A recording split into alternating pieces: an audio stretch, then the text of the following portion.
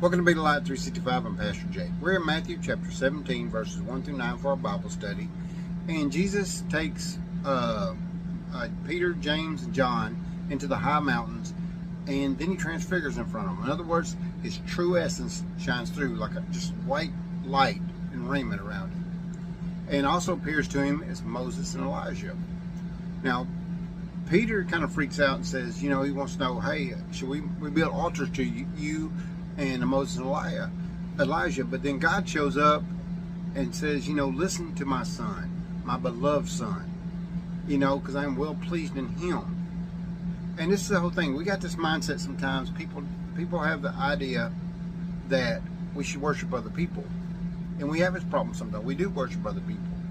But God's saying here to worship, to listen to Jesus, to follow Jesus in this. Not Moses and Elijah. They were great men. Don't get me wrong. In the biblical sense, they were great men. But they weren't to be worshipped. Matter of fact, even when Ezekiel, or not is Ezekiel, I believe, sorry, one of the prophets asked, one of the angels said, hey, John did actually. John in Revelation asked him, hey, he almost started worshiping an angel, and the angel told him, no, don't do this. I'm not to be worshipped. That's the same thing here. We should be building altars to people. And that's the same thing what he's trying to explain here is that, when everything's done, the only person standing there is Jesus.